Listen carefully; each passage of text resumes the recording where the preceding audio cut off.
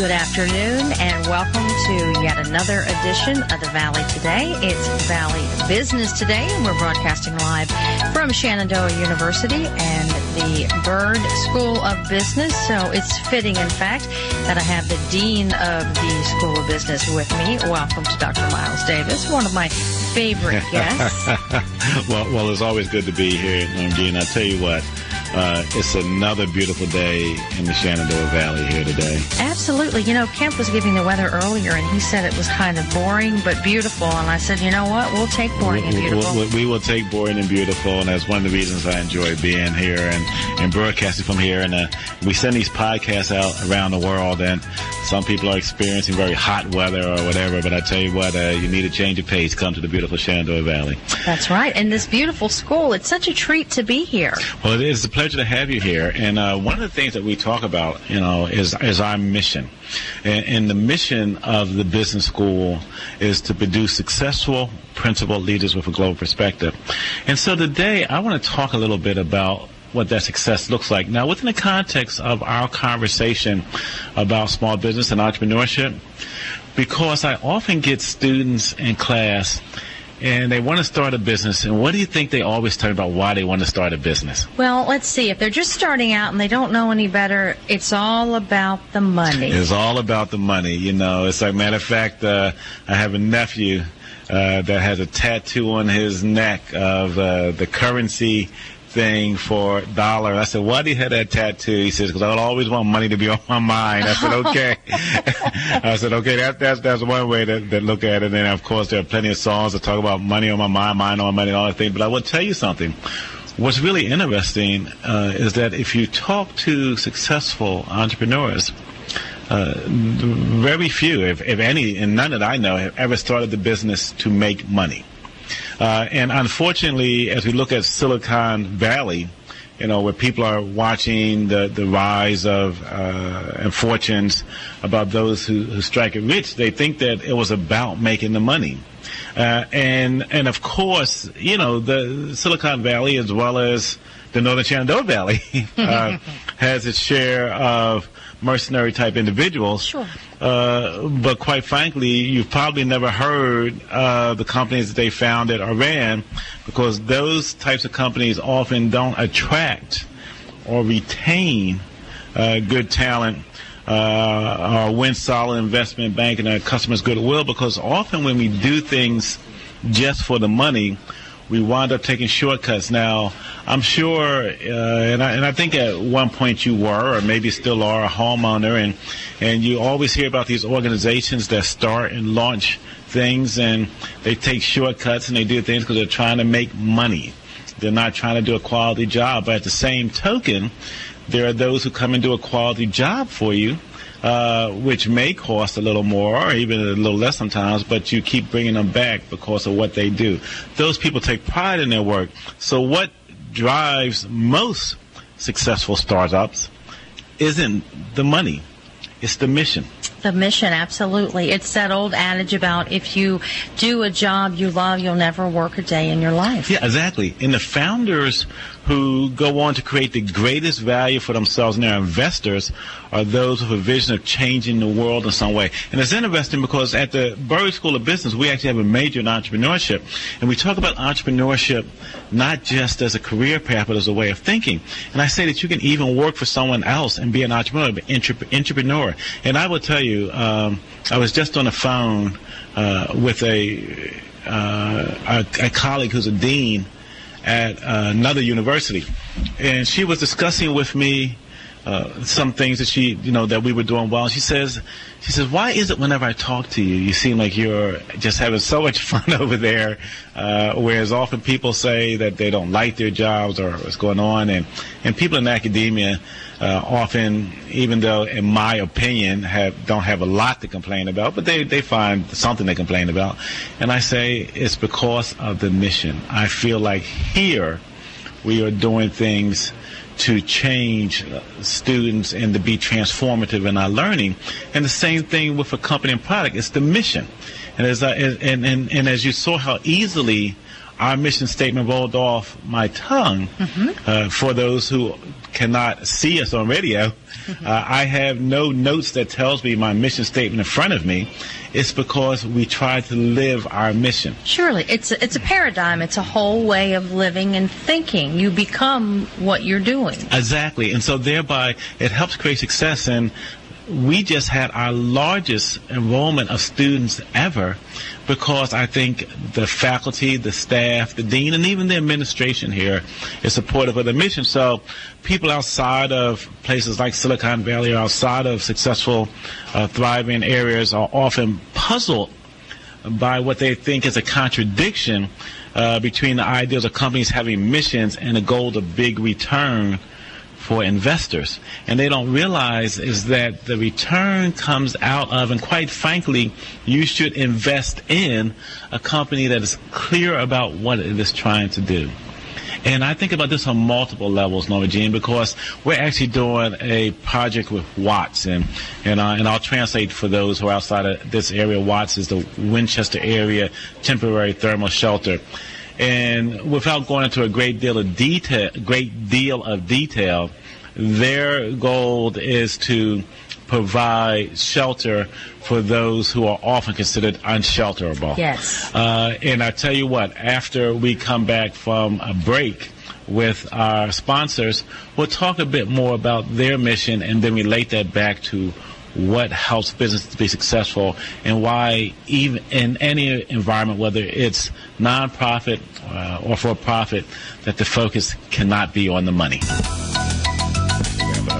Welcome back to the Valley today. I'm Norma Jean Shaw. Just a reminder, if you ever miss a portion of the show, you'd like to hear it again, you can go to the website, theriver953online.com. You can click the On Demand tab, find the program you'd like to listen to, and download it. In addition to the Valley Today, you'll find the News at Noon, the News at 5, Education Watch, and more. Also, make sure you follow us on Facebook at facebook.com/theriver953. Now we continue our conversation broadcasting live from Shenandoah University at the Byrd School of Business with the man himself, Dr. Miles Davis, the Dean of the Byrd School of Business. Welcome back to you. Thank you, Ms. Norma Jean Shaw, and it's good to be back. And before the break, where we had to go make some money, we were talking about why money was not the purpose of what it is that we do. And we were using the example from a place that provided support for the homeless. And the reason I bring this, and I know people are listening, like, why is he talking about support in this nonprofit organization? Because if you can imagine the level of mission commitment that those volunteers, and that's the point here, that those volunteers bring to their job, how much more level of commitment should you have towards those who are being paid to come to work, that it should be something more than just collecting a paycheck. And so to say that the purpose of money is, in the words of Jim Barksdale, who used to be CEO of Netscape, says, saying that the purpose of a company is to make money is like saying that your purpose in life is to breathe.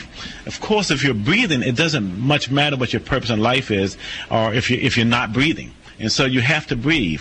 But if you believe in your mission, if we can talk about breathing, your mission is the heartbeat. It's the thing that keeps you going. It's your more imperative to drive and attach a business model to it. You're out there making a difference. So I know that the founder of the radio station, or the owner of the radio station that we're both broadcasting from, I know that he believes in community radio. And I know that he will tell you that he's not in this to make money. Of course, he wants to be successful and doesn't want to lose money. Sure. But you don't go into owning a community radio station for the sole purpose of saying, I'm going to make $1 gazillion.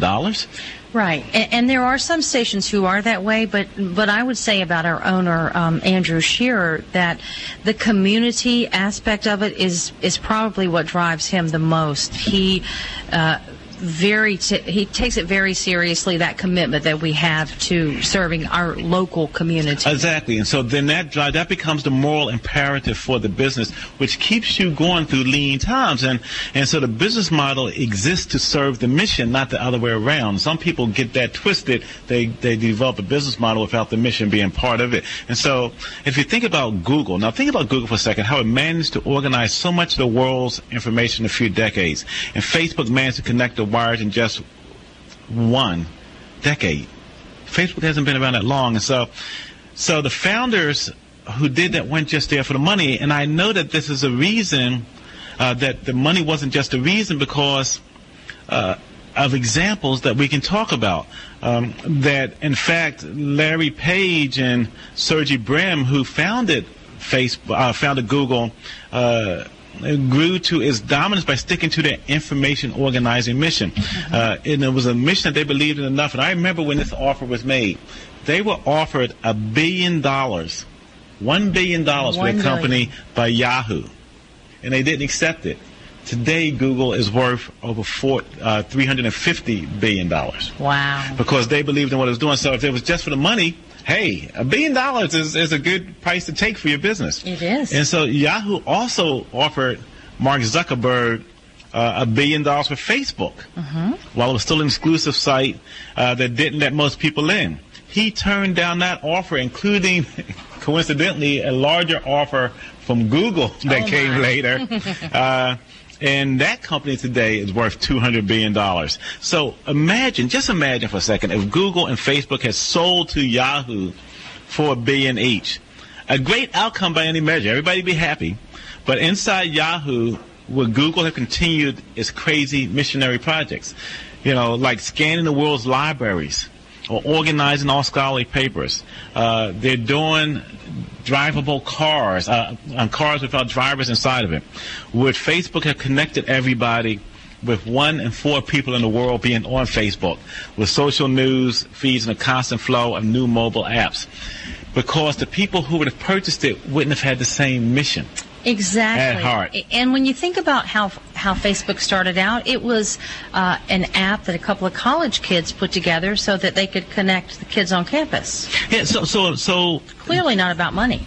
So it's the greater mission and its financial success were intertwined, but let's be clear, they became successful because of their mission, not because of a business plan. Right. And I tell people all the time, whether you're involved with employees, so employees, and this is particularly for our small business owners who are saying, how do I make my business successful, is that you want to inspire people. You want to have them be a sense.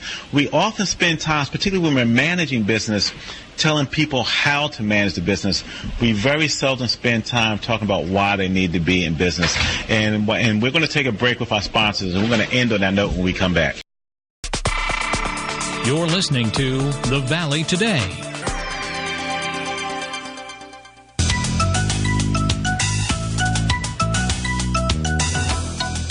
Welcome back to the Valley Today. I'm Norma Jean Shaw. We continue our conversation with Dr. Miles Davis, the Dean of the Byrd School of Business at Shenandoah University, and we're at his house today.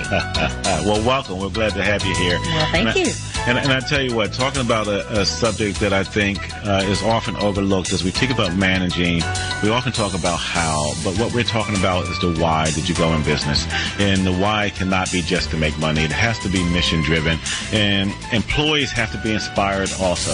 For those of you who want your business to become successful, is to move beyond just instructing people how to do something, but connect them to the larger purpose. So whether we're talking about community radio, which is to be invested in the outcomes of the community, to broadcast those high school football games, to broadcast the local communities, sports activities, to talk about the politics of the area, that has to be something you believe in more so than just the money that's there. Employees you don't want employees who are mercenary, and so you can't be mercenary because they will disappear as soon as a better offer comes along. If an employee's focus is just about the money, and I understand we all have to make a wage that allows us to survive, but I will tell you that money does not tie people to an organization, nor can money ever produce the type of results that allow your organization to scale. Apple didn't become Apple because it paid the highest salaries. In fact, both Apple and Microsoft, when they started, were known for notoriously not paying very much because they were startup organizations. But what they offered, Norma Jean, what they offered was ownership in the company so that the employees became shareholders and they were vested in the outcome of what the company was doing. And then they believed in the project. And if you go to an Apple store and see the people who work there, and then see the people who are part of buying the product, is something almost fanatical about it, because there's no logical reason why I should be there. Sure. And then the best companies capture that spirit. And so what you want to look for, and what experienced investors look for, in case you're looking at your company, is for missionary founders who believe in what they're doing and will do whatever it takes, who will stay up 15 hours a day in order to do something and show up someplace. And of course, every company has the obligation to become a successful financial business, because that's like breathing. You have to be successful. But the reason they exist is this mission. Lose sight of that, you lose sight of the company. And often we don't do that because we're afraid. And as I say at every show, as we begin to wind down on shows, is that the thing is that we have to learn to live our dreams as opposed to our fears, and then share that with the people who are part of your business so they can understand why you do what you do. Exactly. And if they have the same vision that you do, they'll go along with the ride. A company that's really successful and has employees who get it, those employees stay there forever and ever. And you talked about our radio station as an example. Most of our employees have been there over 10, 15 years, and some of them who've gone have come back. I left that station and went a couple of places more, and then took years off to raise my kids, and I'm back. It took 25 years off, but I'm back. Well, and I would tell you, Shenandoah University doesn't have a tenure system, which is common in academia. Mm-hmm. We don't have a tenure system, but at the same time, we have long-term serving employees. Yes. And so it has to be something other than just the external reward. It has to be an internal motivation as to why you're doing what you're doing. There has to be a belief in that mission that will get you through those tough times. A belief in what you're doing, absolutely. So for those of you who have had a chance to tune in with us today, I hope you continue to understand that the mission is the most important thing, even more so than the business plan. You have to understand why it is you're doing what you're doing. That goes for business as well as for life. And so I just want to encourage you to continue to live your dreams and not your fears. And you have to have a little fun along the way, too. And I would not... I'd get in a lot of trouble if I went back to the station and didn't ask about the fun side of you. Of course, you're a sports guy, but you know what? I have to get on Facebook every day and see what the sock of the day is. But you know what? Even that, Norma Jean, even the sock of the day came out of a commitment to mission. Mm-hmm. And so we believe in transformative learning of our students, and some of that is, in fact, to show up and have a little fun. And the sock was a way to build community and build together. So from myself as well as our staff and our faculty, it's not just about, okay, we come here, we teach a course, and we go home. It's about having fun. And so part of that is socks. Part of that is tying the students' bow tie, engaging with them. And so, yeah, it has become a cultural thing here where our faculty, our staff professors come in, and we do sock challenges. So anybody who thinks that they have them, by all means, email me, send me, write me, show up at my office and pull up your pants leg, and we'll see if we can match on any given day. Well, thank goodness they're saying pull your pants up. You notice I said that. Yeah. Yes, I did. Well, thank you so much for being with us. It's always a pleasure. The pleasure is always mine, Norma Jean. We take your good advice very seriously, and we look forward to being back with you next Wednesday. That'll wrap up another edition of The Valley Today. We'll be back in the studio tomorrow. Thank you so much for listening. I'm Norma Jean Shaw. Thanks to our guest, Dr. Miles Davis. We wrap up this broadcast from Shenandoah University and the Byrd School of Business. Have a great afternoon. We'll see you tomorrow.